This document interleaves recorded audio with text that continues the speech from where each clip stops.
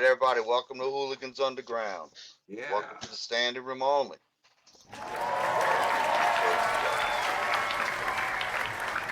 How's everybody doing tonight? We are doing fantastically. Awesome. All right. So we're going to go ahead and get started. And we're going to start off with some Boudreaux. Yay, Boudreaux! Yeah, I know y'all like Boudreaux. We like the Boudreaux. All right, y'all. Now, for Boudreaux. Now, even after living in South Louisiana all their lives, Boudreaux and Thibodeau ain't never been duck hunting. Really? Wow. Amazing. Now, they decided to give it a try one day, and they spent the entire day having no luck at all. Not one duck. Not one. Now, they were determined to stay as long as the day would permit. Now, come from the end of the day, they still had no luck. Now, they finally gave up, and as they were driving home, they was discussing, what might have went wrong with the hunt. Now, they had all the best equipment. They had the finest guns, the best duck calls money could buy, everything. And finally, Thibodeau tells Boudreaux that he thinks he knows the answer. He said, Boudreaux, I think we wasn't throwing the dogs high enough. Because they throw the dogs up, they're supposed to come down with a duck. Crazy Cajun. All right, we're going to do one more before we get Boston with his sports update. Now, many years ago, Boudreaux, he went to the preacher and he announced, he says, Preacher man, I want an annulment from Marie. Now, the preacher said, but Boudreaux, why, man?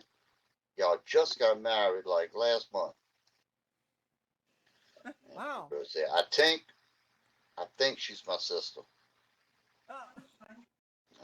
The preacher said, oh no, Boudreaux, I've been knowing both of you boys and girls all your lives. I know there ain't no relation between you two. She just cannot be your sister. Now Boudreaux says, Preacher, let me tell you, last night when we was getting undressed for bed, Marie looked me up and she looked me down, and I swear I heard her say under her breath, oh brother.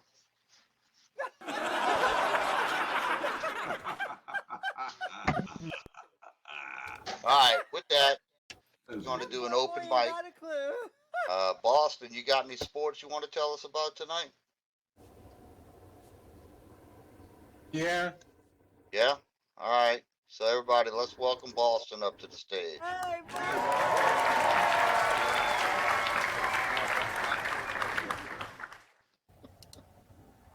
I know Fiddlah.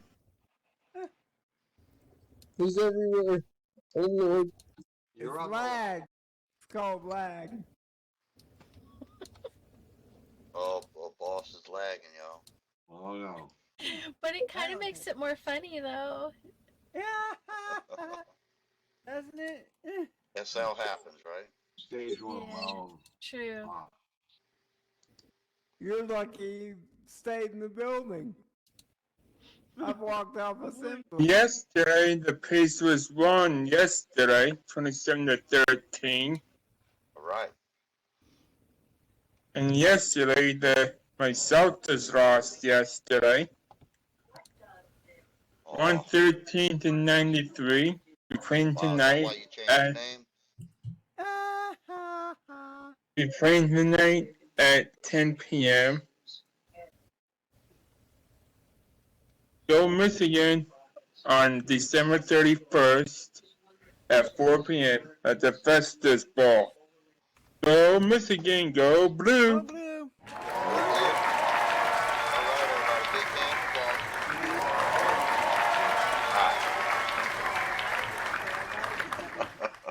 Whoa. I got one more joke before we're going to do some open mics. This is a quick one. and it ain't even that funny. But y'all tell me. All right, y'all. Boudreaux was out in the backyard helping T. Boudreaux. You remember y'all? T, that's Tofield. Tofield Boudreaux. Now Boudreaux was back there helping little T fly his new kite. Now the only problem was every time they would get it into the air, it would come crashing back down. Well, Marie, who was watching them through the kitchen window, stuck her head out the door and yelled at Boudreaux. She said, "You need more tail."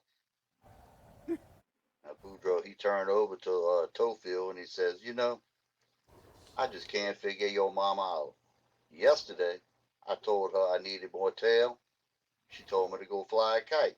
Here I am flying the kite. More tail.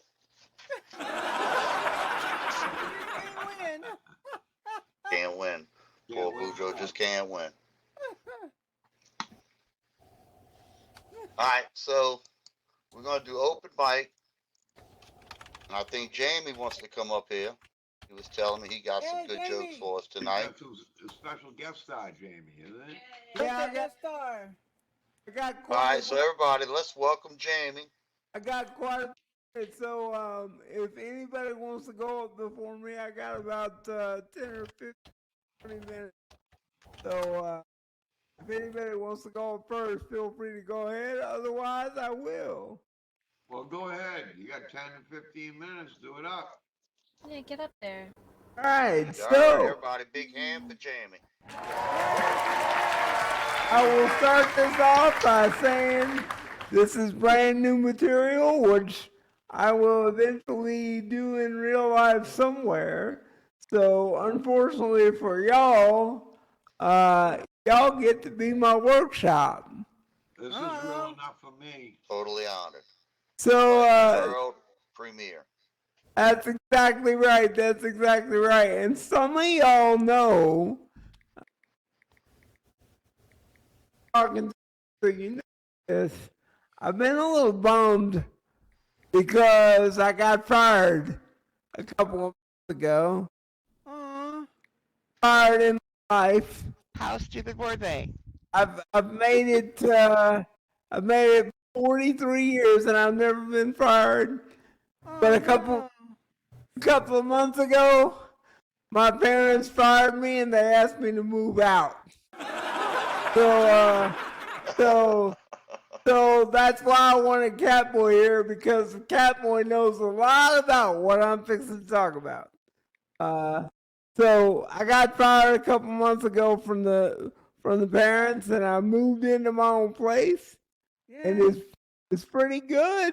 It's not bad, I gotta admit, but I don't really understand why people are asking me some of the questions that they're asking me. Everybody that I talk to, when they find out that I've moved into my own place, they say, "Are you having fun?" Right?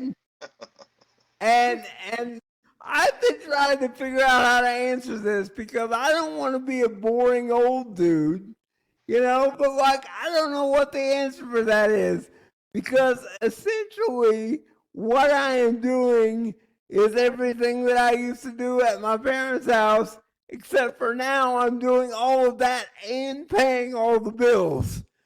Definitely not fun.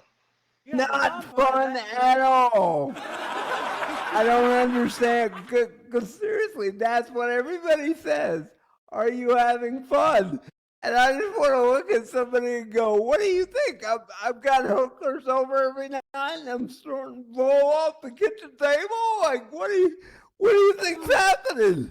Like, it's not that crazy, but I spend a lot of time in virtual worlds, as y'all know, and I do stand up here and there, and I'm staying busy. But I got to tell you, having your own house does have its weirdness to it, and y'all know this. If you've ever moved into a new place, every new place has its own quirks. I gotta tell you, I've been in this house for 3 months, and I cannot sleep to save my life. Like, there are noises in this house I do not understand. So, like, I go to bed and it all goes crazy. And I know that all of y'all have experienced this. And the way that I know that all of y'all have experienced this is because there was an episode of Seinfeld about it. I looked it up, and I want y'all to take 2 minutes and watch this, because this is actually what is happening to me. There's weird stuff going on in my house. Got it. And of course, I can't get chat to let me send it. That's normally what happens when I'm live on stage. There it goes. There it goes. That worked. You guys watch that? Anybody like Seinfeld will remember that. About Mr. Marbles. I'm afraid I have a Mr. Marbles, ladies and gentlemen. Because, like, there's some weird stuff that happens here at night. Like, my TV goes on in the middle of the night. Man, it's weird, man. Some of my equipment gets turned off. It is really weird. I cannot sleep to save my life, right? And I've taken everything. Like, I have taken pills. I've had some booze. I can't sleep to save my life. And the only thing that I can figure out is that the place is so new that I haven't got to the point where I am secure where I'm at. You know, so I'm doing the thing that you always do with a new house where you move the furniture around. I've moved the bed twice, trying to figure out the best way to sleep. And of course, I live in a metropolitan area now. I live where there's stuff going on all the time. And so I've got a neighbor that rolls up at 4:30 every morning, bumping bass in his car. And I'm like, bro, what are you doing? You trying to wake up the whole neighborhood? Like, for crying out loud, there's nothing more obnoxious than rap music at 4:30. Like, it's not a good thing. I cannot sleep to save my life. And of course, all of you know at this point that if you live in a city of any size, there's always something going on. I'm not used to hearing ambulances out my window. Every time I hear an ambulance, all I can think is, I wonder who got shot. You know, that is not something that you worry about when you live out in the country with your parents. But it is very weird. It's very strange. I'm getting used to it. But I got to be honest. There's stuff about living in a metropolitan area that I did not expect. When I lived with my parents, we were out in the country, and if you wanted to go out and do anything, you literally had to pack a bag, and if it was a really busy day, you had to make sure and book a hotel, because that was how long it was going to take. Now that I am in the middle of everything, I can do 14 things in like 40 minutes. And I don't know what to do with myself. I now understand why there's a coffee place on every corner.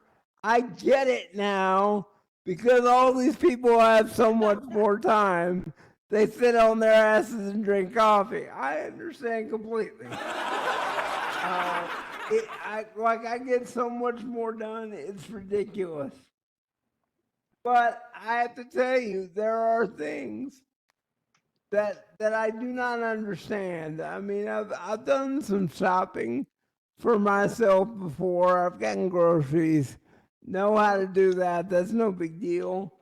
But what has caught me off guard, ladies and gentlemen, living on my own, is toilet paper.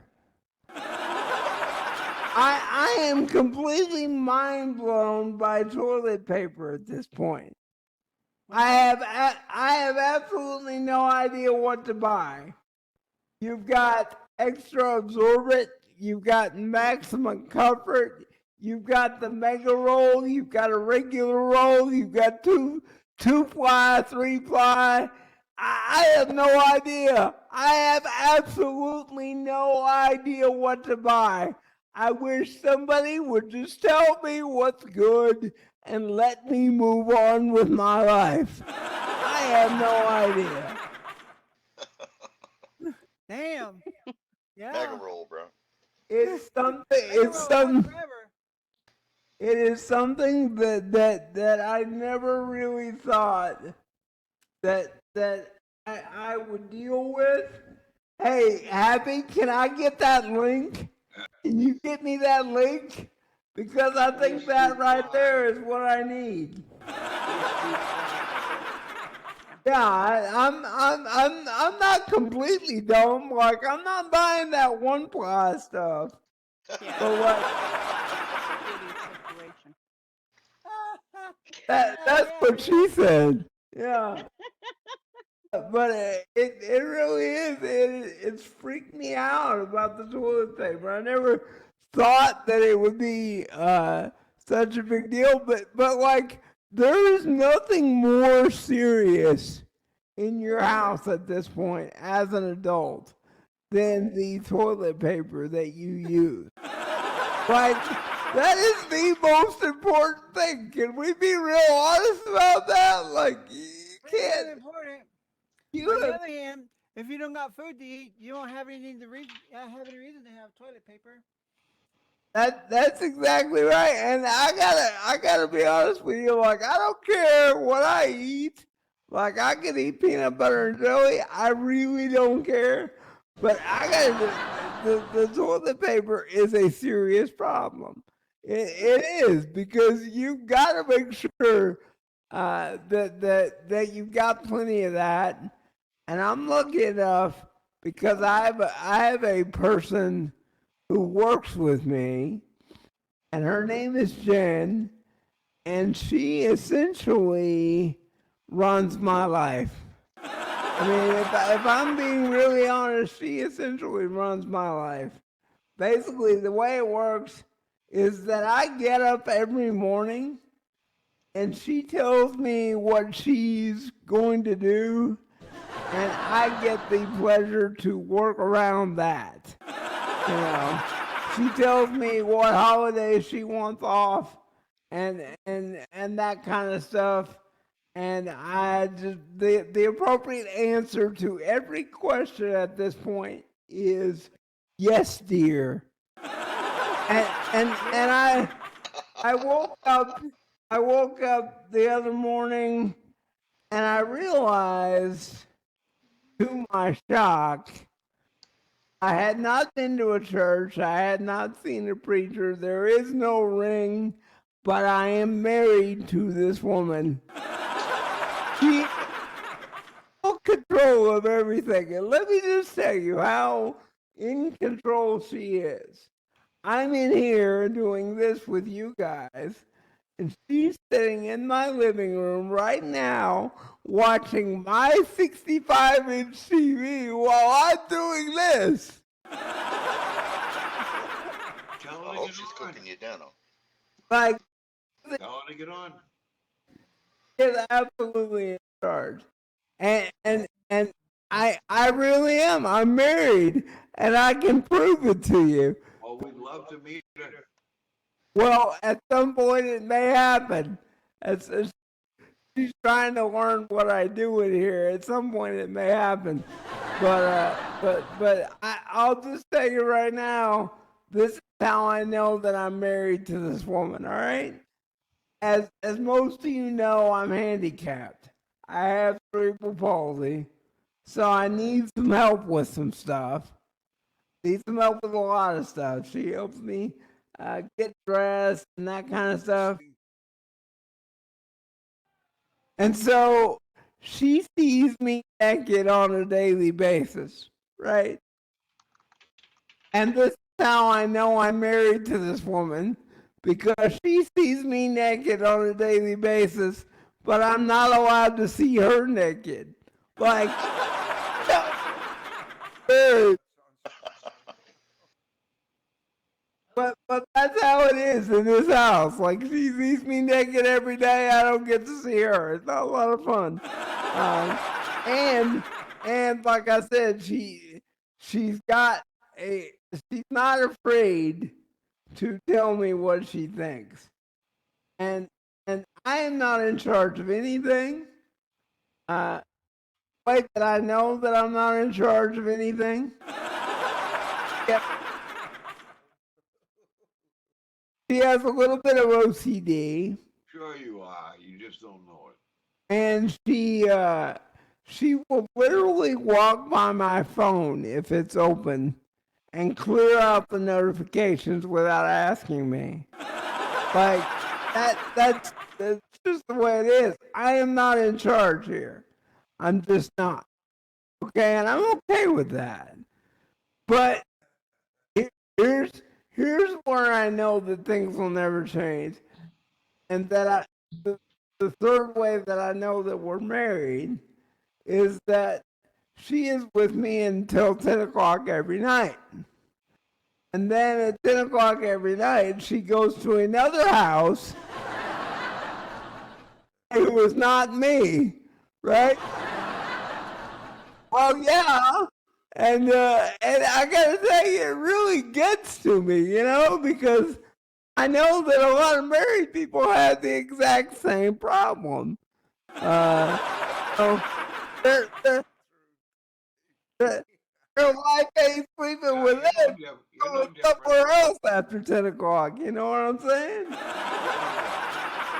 Yeah. So I can say it's really interesting living in my own place. It really has been. And I don't know what the next 6 months is going to bring. All I know is Snow. the Snow. yeah, well, that's Cold true. winter snow. Can I just tell you, I paid my first heating bill and it was not fun.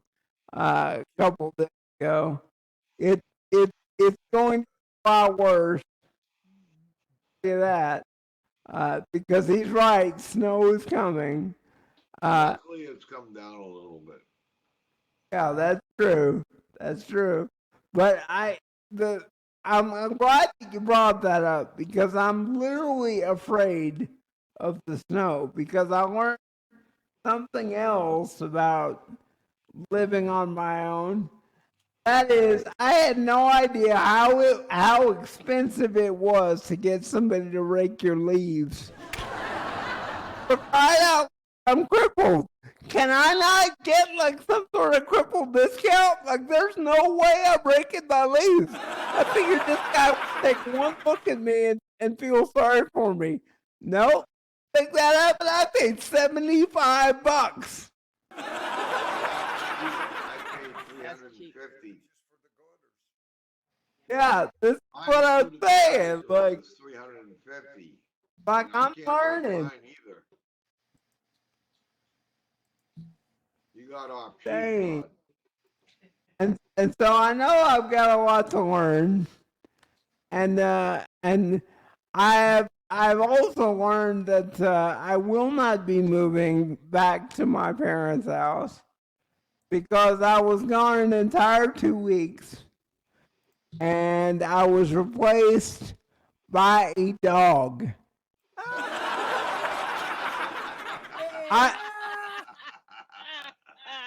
I was gone 2 weeks and Ollie Australian Shepherd mix. This is how you know that it's serious. Save your dog? Were they save the dog from dying? That's sad. I've lived out in the country my whole life. We've always had pets. We've always had animals, pets, everything. But my dad had one rule. Okay, you can have all the dogs you want, but they live outside. And this is how I know things are different, because I went home a couple of weeks ago to see my mom, and that dog was inside. I right? And she's running around indoors. And like, I had to go look in my room to make sure it was still there. Like, I had to go look and make sure that my room had not been converted, because I never thought I would see an indoor dog in my parents' house. And what's worse is she sleeps in my dad's lap. It's very obvious that my dad likes the dog more than he likes me. Okay? So I know whatever happens, I cannot go back to my parents' house. I have no chance. So what I'm trying to figure out now is if the dog is going to actually be put in the will and get everything I should have gotten. Like, that's really what I'm worried about at this point. Because, I mean, for crying out loud, there are treats in my parents' house. I lived there 43 years. 43 years. I never got treats. Like I don't know what to do here. I'm done. It's over. And like, the worst thing is like, I see my parents like once a week, right? Because we all go to church together, right? So I meet my parents on Sunday for dinner. And every time I see my dad, he looks at Jennifer, who is helping me, and he says, "You're not bringing him back, are you?"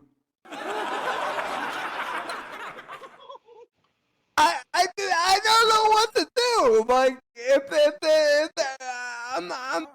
I'm crippled. Like, if this keeps up, I'm gonna have a complex. I'm gonna start wondering if I was adopted or something. I don't. It really is getting. It really is getting serious. And I guess I do have a spare bedroom, and I have decided that if worse comes to worse, you know, I could get a roommate, which I'm really looking forward to doing if I have to, but I will. The only thing is the neighbors that I told you about earlier, they're very obviously crackheads. These people were trying to open a safe in their front yards the other day. I kid you not. They had a safe in the front yard. I don't know if they lost the key or what. And so You're reminding us of our neighbors. I'll bet you somebody lost a safe. and so what I know at this, because there's great people around, you know, like nutty people around, so I got to be careful about the roommate. At parents' house, I know that's not gonna happen, right? So I guess what I need you guys to do is to watch out for me, and make sure that I don't get abducted or something. I really like that could happen. And if that happens, my dad is not going to come looking for me. And it really like here's the deal, okay? When I moved into this place, my dad gets me one of these Life Alert bracelets. And now I understand why he got me one of these Life Alert things that you wear around your neck. Now I get it because he doesn't want me to call him, right? But Right? Because that call's going somewhere else. but I'm afraid I have a problem with this Life Alert bracelet. There's a serious problem with this thing because it's one of those, I call it a bracelet. It's not a bracelet. It's one of those that's supposed to go around your neck. But I think my dad must have bought the cheap version because I put it in bed with me every night when I go to bed, and I dropped it on the bed, and the device hit the bed, and it thought that I fell, and so it called 911. And you have no idea how embarrassing that is. Because I have people on the other end of the line going, Mr. Jordan, are you okay? Have you fallen? And I'm going, no, I haven't fallen. I swear I'm totally okay. I just dropped And- the thingamajig. And it got me thinking, like, I'm going to have to be really careful with this thing. Like, I can't have it anywhere in the vicinity if I'm ever having sex. Like, that's going to be really embarrassing. If that thing calls 911 and I'm in the middle of something, you know what I'm saying? Like, that's rough. Right? So That's a hell of a story. I'm not really I'm not really trusting the Life Alert at this point. I know my dad doesn't want me back. I have a woman in my house. Oh, you But it- better off. I have a woman in my house that is literally in charge of everything, and so I'm gonna wrap this up. You're right, Nick. That needs to happen, but it never will. Jamie, yeah. here's a hint. You take charge. Okay, so let me just tell you about this, Fiddler, since we're talking about it. So Fiddler, I'm glad that you brought that up because I will never be in charge in this relationship. She's literally 5 feet tall, and I kid you not, she could beat the shit out of me. Like without question, she could beat the shit out of me. That doesn't mean anything. So I will never be in charge. But I will tell you this. I will tell you this. I'm glad to be in my own spot. I'm glad that I'm getting life figured out. I'm glad that I'm here. But if you guys get an Amber Alert and it sounds like it might be me, you might take that seriously because it might. And that, ladies and gentlemen, is all I've got. Thank you so much. All right.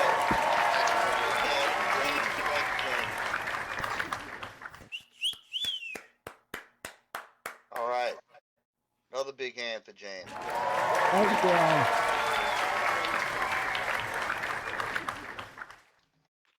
Got the wrong guy running again. Good job, Jamie. Good job. Thank you All right, all. so we're gonna go straight to open mic. Who's up next? Who wants to come up here? I'll go up. All right, Fiddler. go All right, Fiddler. everybody, let's put our hands together for Fiddler.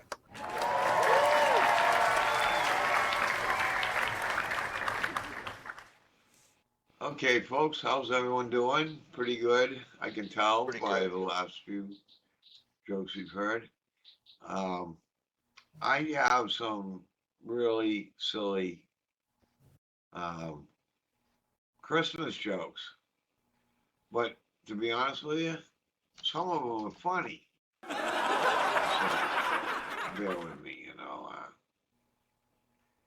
go through these. I just got them today, so Give him hell, man. hope you like them. Okay, what happened to the thief who stole the advent calendar? Whoa. He got 25 days. I liked it. What do they sing at a snowman's birthday party? Good question. Freeze a jolly good fellow. What do Santa's little helpers learn at school? The alphabet.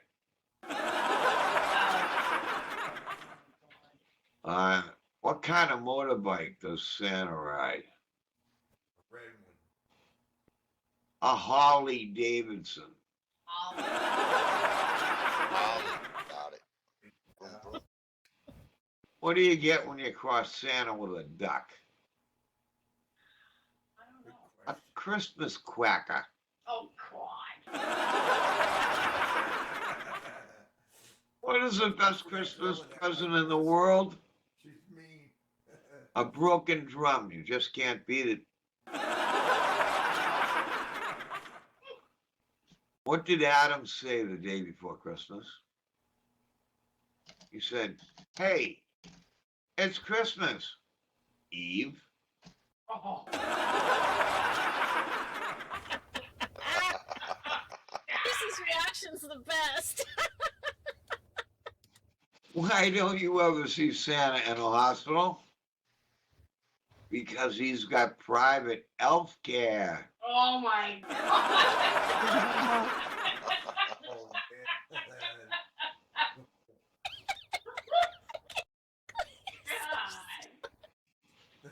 How did Scrooge win the football game? The ghost of Christmas past. Oh, okay. What do you call a bunch of chess players bragging about their games in a hotel lobby? Oh, I used to know. Chestnuts boasting in an open foyer. Yeah. Roasting in an open foyer. Boasting. Oh. Roast. What does Miley Cyrus have at Christmas? Miley. That's what I said, Miley. Okay. Good night. Yeah. Miley. What did Close she have? anyway. She had twerky. What I am. Or did. What did Santa's helpers? Why did Santa's helper see the doctor? Why? Because he had low self-esteem. Oh, poor guy. What do snowmen have for breakfast? Snowflakes. What do snowmen eat for lunch? Icebergers. What's green, covered in tinsel, and goes ribbit, ribbit? Oh. A mistletoe. Oh. That's a good one. Yeah. I thought you were gonna say Miss Piggy there for a minute. Yeah, I was What do you trying to think call? of something to go with it too. I know, I had you. What do you Yeah, I call think an it was elf who Kermit. just won the lottery? Wealthy. Well, And my last one is, what do you call a kid who doesn't believe in Santa? Aw. kid A with no rebel toys. without a clause. Oh. And that's my jokes for tonight, folks. Big man Fiddlah. Hey, Gleesa, I got a question. Gleesa. What? What did I gotta do to get you to laugh that hard? Like, what's it gonna take? Well, you know, Silly puns. you know what it is I turn my mic off, and you're hearing me through Fiddlers because we're in the same room. Yeah, I know.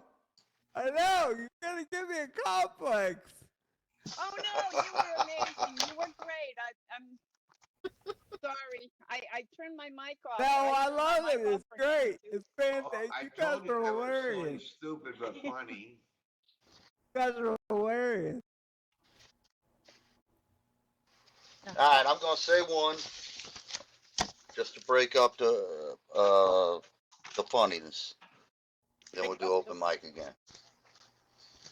All right, this is also about Boudreaux. They all about Boudreaux.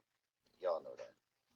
All right, in his young, wild youth, Boudreaux had dated and bedded many a young lady. And he finally became entranced with Marie. He wooed her and pursued her, but she would never give it up for him, never go to bed with him. Finally, he proposed marriage, and she accepted. Now, on their wedding night, as they was undressing on their honeymoon cottage, Boudreaux says, "You know, Marie, I never would have married you if you had gone to bed with me like all them other girls did." And Marie replies, "I know, Boudreaux. Experience is the best teacher. That's how I lost all my other boyfriends." All right, I get it.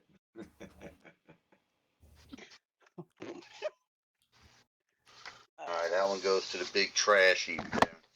No. No.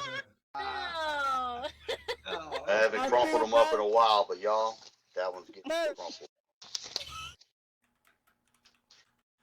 they're still waiting to hear more Christmas jokes.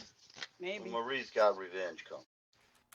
All right, y'all. Marie was riding in the elevator in the building down in New Orleans when a young and beautiful woman got up into the elevator with her. And this woman was smelling a very expensive perfume. Now, noticing Marie, she says arrogantly, "Romance by Ralph Lauren, $150 an ounce." Whoa. Now, then another young woman, also beautiful, she gets in the elevator and also very arrogantly turns to Marie and she says, "Chanel, number 5, $200 an ounce." Now, about 3 floors later, Marie has reached her destination and is about to get off the elevator.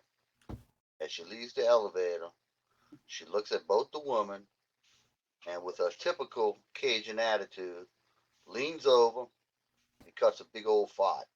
Turns around and look at them ladies. She says, "Broccoli, 49 cents a pound."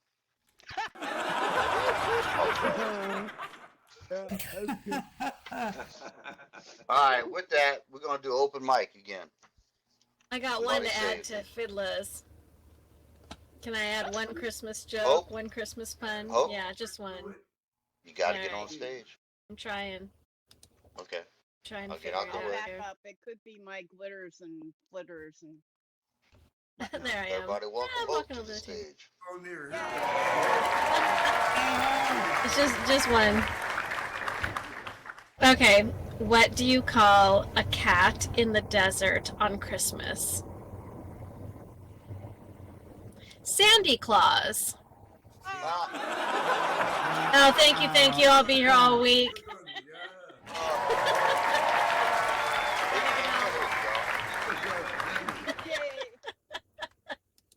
All right, I'm gonna run back up here just to say who's next. I see Gleesa inching closer. All right, everybody, let's big hand for Gleesa. Hey, Gleesa. Beautiful. Well, that's you in that outfit? I didn't know. Okay. I got these all written down. These are previous jokes, but I'm going to tell them anyway. Yeah, yeah. One added. Now, this needs reflection, so you got to think about this one. 100 years ago, everyone owned a horse, and only the wealthy owned a car, right? Today, just about everyone has a car, and only the really wealthy have horses. The stables have turned. Stables. So, one cigarette shortens your life by 2 hours. Really? One bottle of vodka by 3 hours. Oh. And one workday, 8 hours.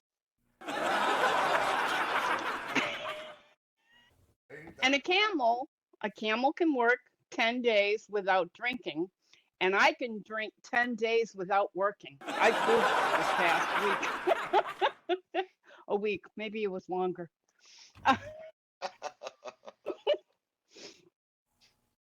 Oh, and I went to the grocery store, and you know how they have those guys that are in there, and they're all trying to get you to taste their little cooking stuff and all their different products. Yeah, the Yeah, sample. try this. They haven't had them very much lately because of the COVID stuff, but this is a while back ago. There was a guy, and he had non-alcoholic wine, and he said, my non-alcoholic wine. And he said, you know, it's really delicious. And I looked at him and I said, you have no proof.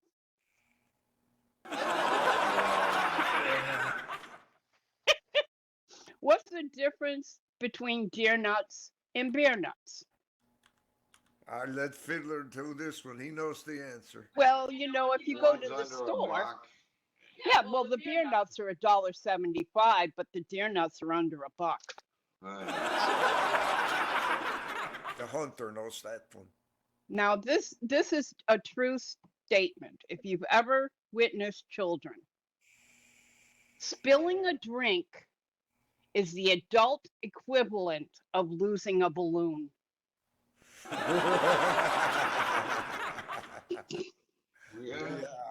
Yeah. And you know what? Stop trying to make everyone happy. You're not beer.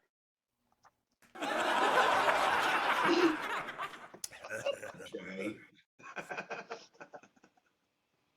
Ginger beer. This is an old one. Now I'm having a couple of them. A grasshopper walks into a bar, and the bartender says, "Hey, we have a drink named after you." And the grasshopper says, "You have a drink named Kevin?"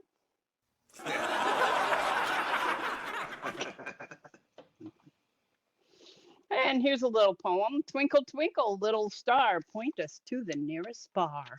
You get the theme, right? Here we go. Yeah. I wrote a letter to alcohol. And it starts, "Dear alcohol, we had a deal where you would make me funnier, smarter, and a better dancer. And I saw the video, and we really need to talk."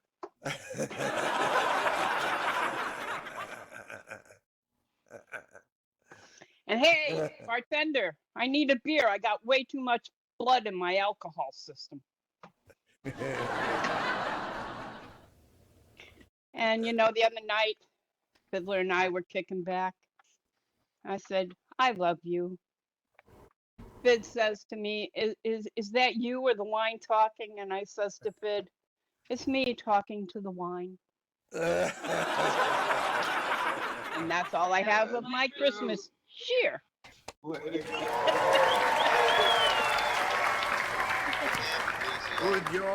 job. Yeah. Next week will be Gleesa's intervention. Well done. Yeah. Is Lisa in the drunk tank? No, sobering up. No. You'll be too pretty for prison. Too pretty for prison? For prison, yeah. I don't drive drunk. I just get behind the wheel and pretend. No, never mind. You can barely drive, period. All right, y'all, Boudreaux and Marie. They was both lounging around on a lazy Sunday afternoon. Now, Boudreaux was halfway watching the Saints game on TV and halfway snoozing, on and off. Now, while Marie was reading the newspaper, all this was going on. Now, she burst out laughing, saying, "Listen to this, Boudreaux. It says here that this guy is offering to swap his wife for season tickets to the Saints game. Says, would you swap me for season ticket, Boudreaux?" Now, Boudreaux, half asleep, he says, "Of course not, Marie. I wouldn't do that." Now, Marie says, "Oh, Boudreaux, that's so sweet of you. But why the hell not? Why wouldn't you do that?" Because she knows how much he likes them Saints. And Boudreaux simply says, "Season's halfway over, babe." Now,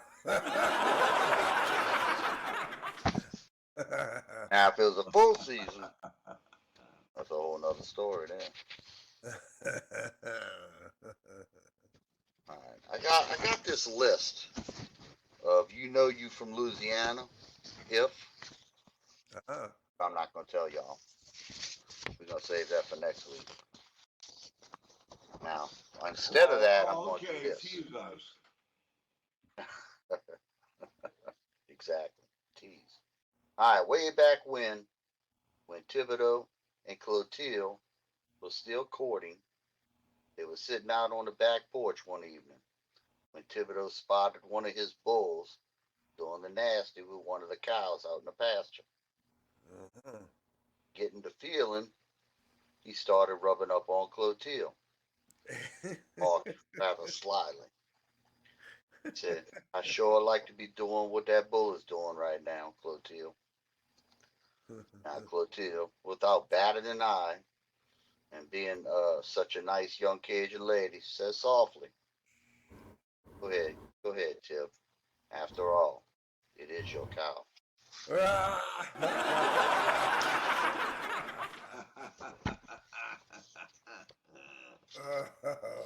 All right, open mic. Took me a minute. Anybody else got a joke in their back pocket? Yeah, I got some Sven jokes for you if you want. Sven. Oh. All right. Woo. Come on, Randy. Let's welcome Randy up to the stage. The show's over. 6 o'clock. Oh, yeah. It's going on time. Why would it end on time? All right, I tried to fit myself in here. Okay, let's see. Right, here we go. Once upon a time, Ole walks into the diner and sits down next to Sven at the counter, a huge grin on his face. Sven says, "Hey, Ole, what you grinning about?" Ole says, "I had a very nice date with Lena last night." "Oh, do tell." "Well, she picked me up in that new pickup truck of hers and we went down for a drive through the woods. After a spell, she pulled off the main road down this little path and stopped. We got out of the truck without turning it off, walking in front of it, where she started to take off all her clothes. Finally, buck naked in the headlights, she yells, 'Take what you will, Ole.' So I took the truck and left." "Oh, that's mighty smart of you, Ole. Those clothes would never fit you anyhow." Another one here. Let's see. Sven and Ole. Sven and Ole both lost their jobs when the clothing manufacturer they worked at closed. At the unemployment office, Sven was asked what position he held at the factory. He replied, "Yeah, well, I sew women's underpants." He was told to go to the next line to claim his unemployment check. Ole was asked the same question, to which he replied, "Diesel fitter." He too was told to go to the next line to get his unemployment check. I know you've heard this one before. After Sven and Ole collected their checks, they compared them outside. Ole's check was twice as much, which made Sven furious. He stormed back inside and asked to talk to the manager. He demanded to know why his check was half what Ole's was. The manager told him, "Well, you were a tailor. Your friend Ole has a specialty in engine repair." Oh, now Sven's anger was boiling over. He loudly told him, "What do you mean? I saw the underpants and put them in a pile. Ole holds them up and says, 'Yeah, diesel fitter.' What has that got to do with Diesel engines?" fitter. Oh. Diesel fitter. Oh, Diesel fitter, yeah. Oh, you want me to go more? Yeah, that's like the Yeah, give us Okay. 2 more jokes Yes. to wrap it up, Randy. 2022's most like blunt joke. Yeah. Okay. Once upon a time, Lars, Sven, and Ole were asked, "When you're in your casket and friends and neighbors are mourning you, what would you like them to say?" Lars said, I would like them to say that I was a wonderful husband, a fine spiritual leader, and a great family man." Sven said, "I would like them to say I was a wonderful teacher and servant of God who made a huge difference in all the lives of people." And Ole said, "I would like them to say, look, he's still moving."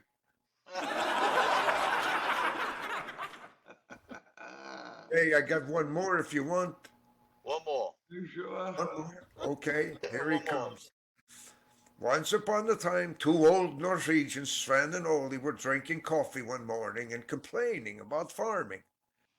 And this time, Sven complained of the cost of fertilizer, and Ole asked why he didn't just use the night soil from his outhouse. Sven said, "Yeah, well, I used to, but I really hate shoveling it all out."